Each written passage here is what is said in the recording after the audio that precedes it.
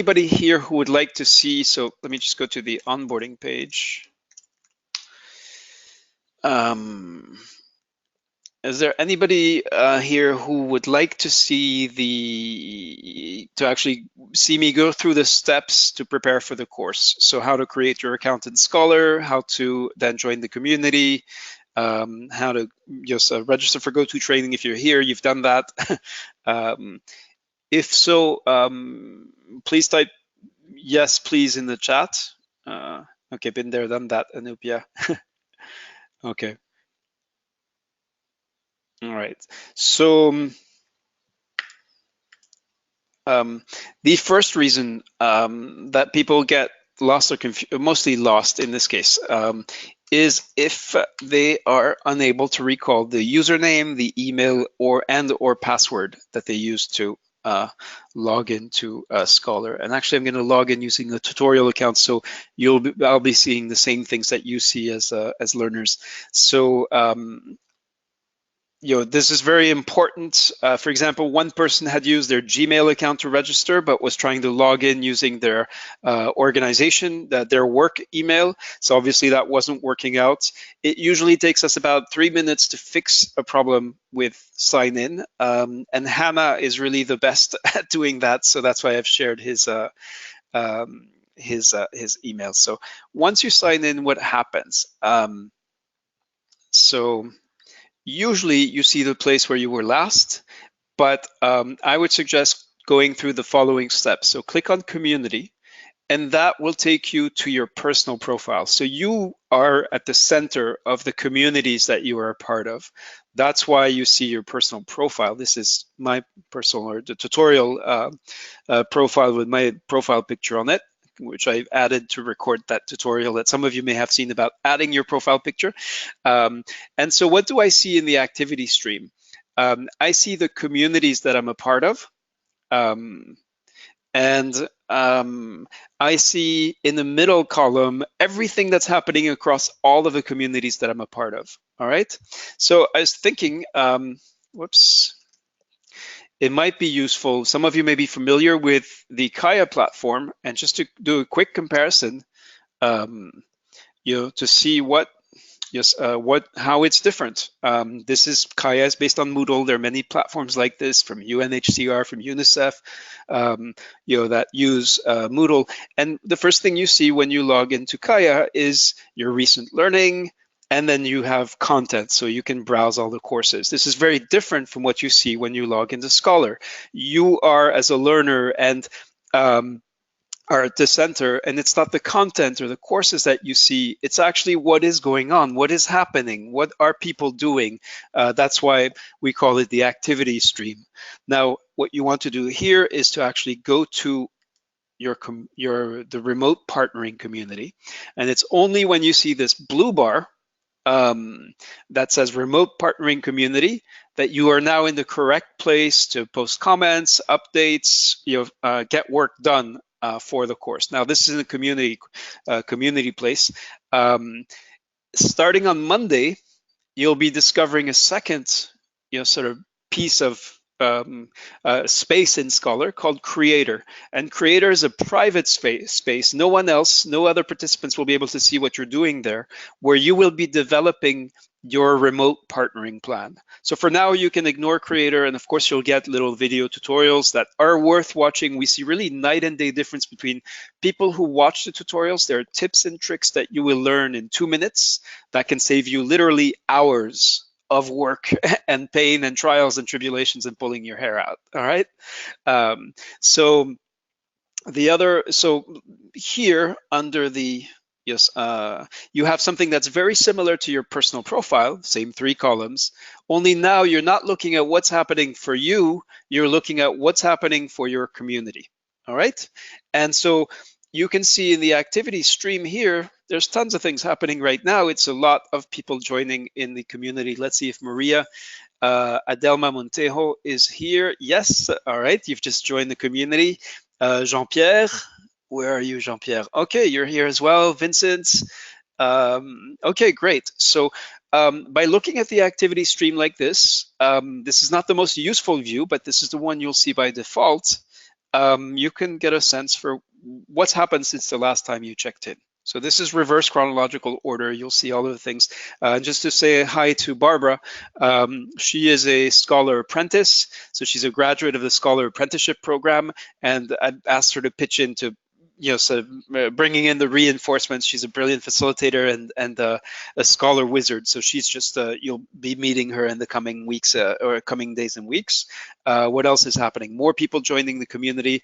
And then you can see here that I posted an update for orientation day 3. As I said, this is not the most useful view. I do want to show you one of the things you can do is when you've read something or when you've completed, you're done with the orientation day 3 update, click on the little star. That's yes, and then you'll know you've sort of been there, done that. Okay, so that's one of the ways, one of the things that you can do. So now I'm going to show you how I got to this link that what I call the magic link, and we'll do it the hard way, and then I'll show you the easy way to do it, which is to go to updates. So that's here, okay? What we want to do is, you may say, well, that's too much stuff. There's too much going on. How do I actually find out what I need to do? What are my tasks? What is the coursework? What is the assignment? What do I need to do next? So this is the way to do it. You go to updates, and then you can see here, it's filter updates. And then here again, it's from admins. So admins, administrators, the course team, and boom, now you see only in the central column in the activity stream, you're not seeing all of the people joining the course, you're not seeing all of the people commenting on updates, you're seeing only the updates from the course team. Now, one of the things, because as you'll be looking at the work of your peers, I can tell you, and we'll show you how to do this in week 2 of the course, you can also look at stuff from fellow participants when you don't want to be looking at stuff from the course team. But the most important one in terms of getting things done is that view from admins. Now, one of the things, if you're just looking at the activity stream, remember it said filter updates here, and here it says filter activity. So if you're in this view, you won't be able to select updates from admins. So you need to go first through that. And if this seems tedious, and it certainly does to me, I would hate to have to go through these 3 steps every time. Just copy and bookmark this link. If you don't know how to bookmark a link in your browser, if when you want to go somewhere on the web, you do a Google search and then go there. Just Google search how to create a bookmark. That alone will save you seconds, minutes, hours in all your work on the web. And what I've actually done, which is a suggestion, is created a bookmark folder, my personal learning environment for this course, in which I keep all of the links that I regularly go to for this course. And this is something that's not dependent on Scholar or any particular technology other than your browser. So if you've got a browser, you can do this. You can some educators give it a fancy name, call it a PLE, a personal learning environment. It's just a list of links of places where that you go to regularly. And the first thing I have at the very top is the admin updates. All right. So we're about 15 minutes away from starting. I've been yapping away for 15 minutes. I want to make a pause here, and I see that Elizabeth and Patricia have their hands raised. I don't know who raised their hand first. Let me just go to an alphabetical order. Elizabeth, welcome. How are you doing? You have an extra spoon. Hello, Elizabeth. We can hear you because I have unmuted you. Okay. And you've just muted yourself. All right, let's go to Patricia. And Patricia, I'm really pleased to see you because I know that you had some challenges connecting. So you'll need to unmute yourself. There's sort of a two-step process where either Catherine or I unmute you. Yeah, go ahead, Patricia. Hi, Reda. Yes, I can hear. Wonderful. I can hear you very faintly. Is there a way for you to speak up or raise the level of your microphone? Oh, hi, Reda. Yes, hi. Receiving you loud and clear. Very good to hear your voice. Yes, I'm also following up since you started, and I'm hearing you very clearly. Wonderful. It's only that I cannot. I'm lost where to type if I have anything to respond. Okay, so that's a good question. So you should see do you see something called the go-to training control panel? It's either on the left-hand side or the right-hand side of your screen. Mhm. So I'm typing hello Patricia and sending you a private message. So you should see something sort of bounce up or get some kind of notification that, Okay. yeah. Can you see hello Patricia anywhere?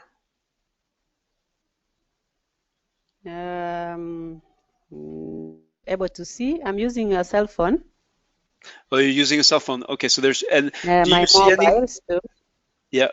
Do you see anything called chat? C-H-A-T. Chat. On the same screen. Yes. So if you're in the app, if you're in the Go-To Training application on your phone, can you tell me what the items, what the possibilities are? What do you have in front of you?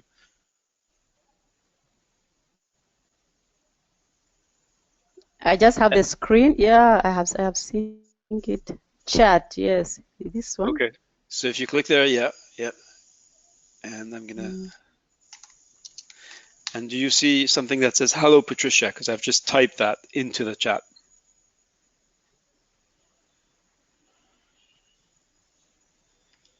All right. Is there somebody else in the group who is using Go-To Training from their phone? If so, please raise your hand, and I'll unmute you so you can explain to Patricia how to view the chat from a phone. Because I'm connected from a desktop computer, so I'm not sure exactly how to go about it. Anybody wants to raise their hand to help Patricia? All right. All right, Patricia.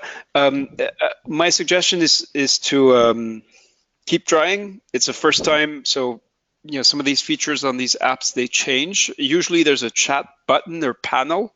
Okay. And then when you click on that, you should see the latest messages from Regina, Anoop, Robin, Magloire, as well as a message from me that says, hello, Patricia.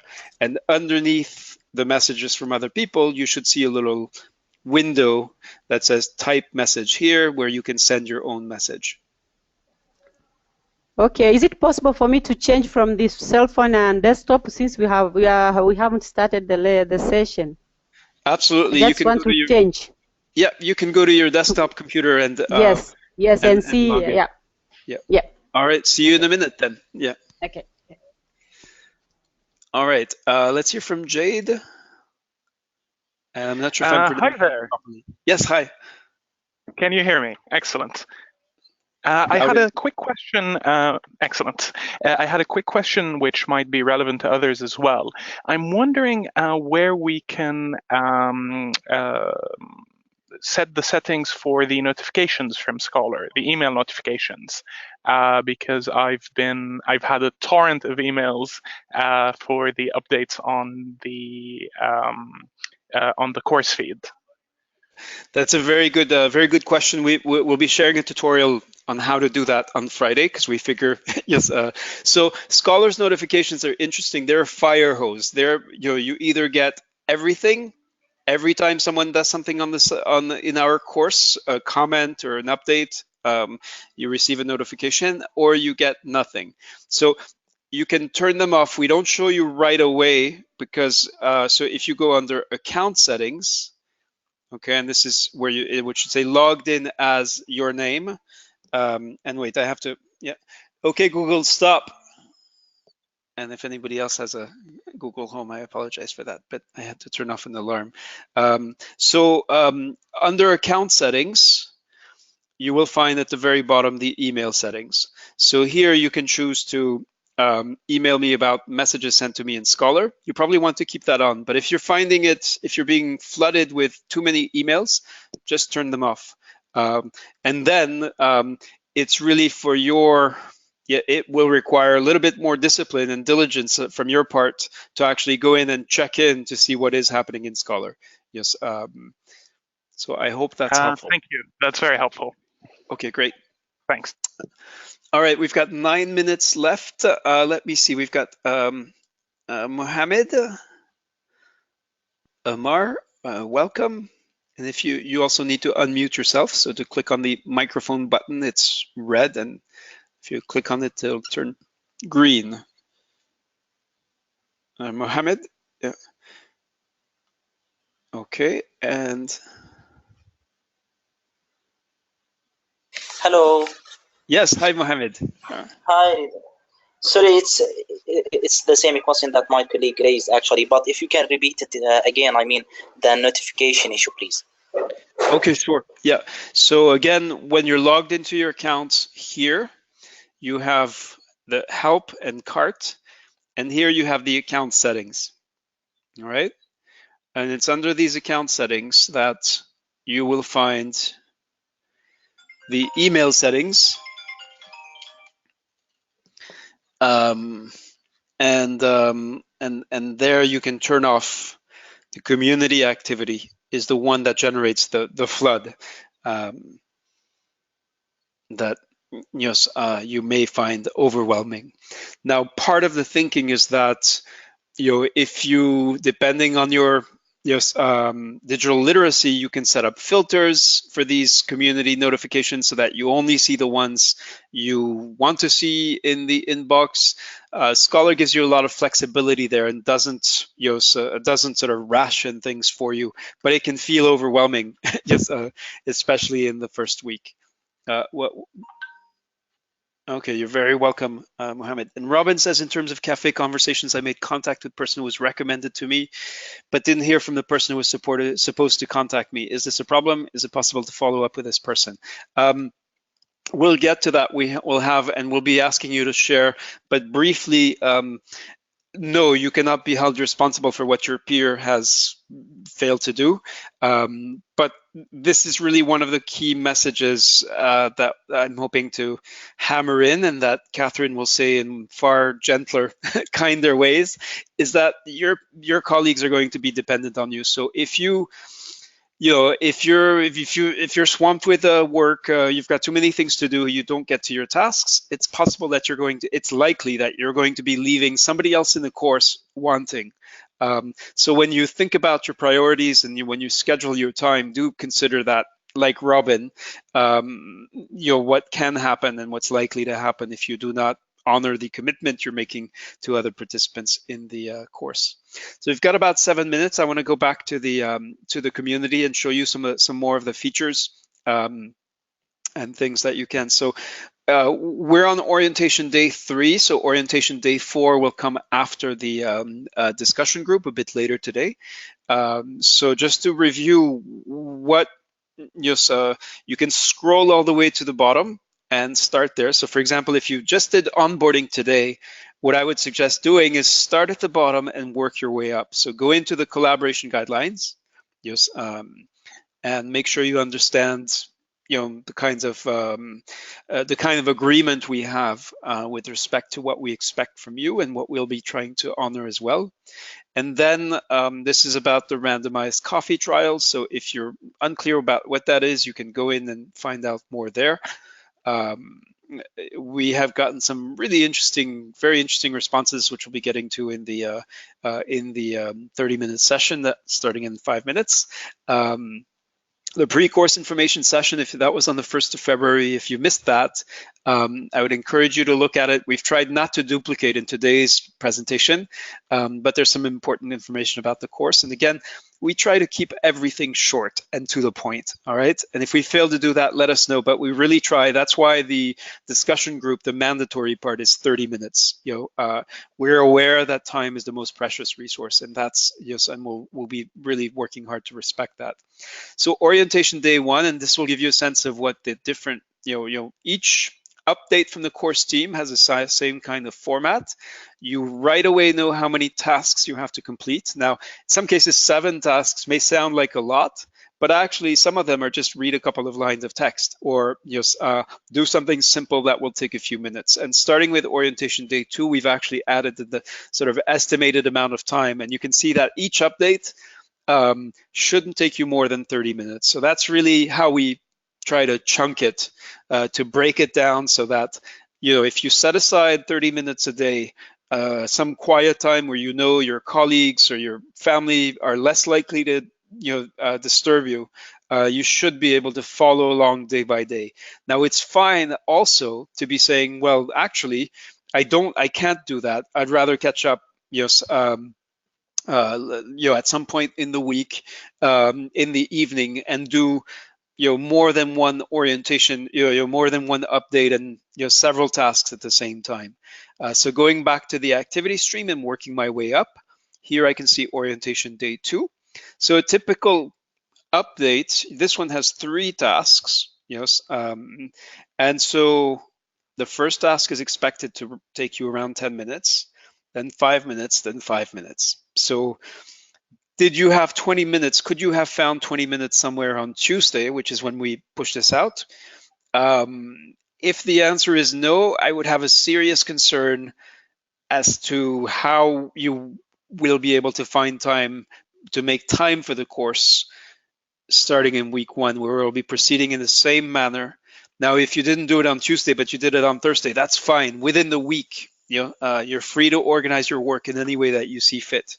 But we tend to find what scholars report is that checking in, once a day, if you don't have any access issues or bandwidth issues preventing you from doing that, that tends to be a way that people have consistently found to be useful to go forward. So here, for example, you have a 43-second message from Roz. Here, a 2-minute message, and these are short, but you'll find, I hope, as I did, that the members of the course team have the ability to sort of condense a lot of really meaty stuff to think about. We're hoping you'll take what Roz says and think about what it might mean for your remote partnering work. And in fact, you'll see many of these updates will ask you to comment. And so this is different from the community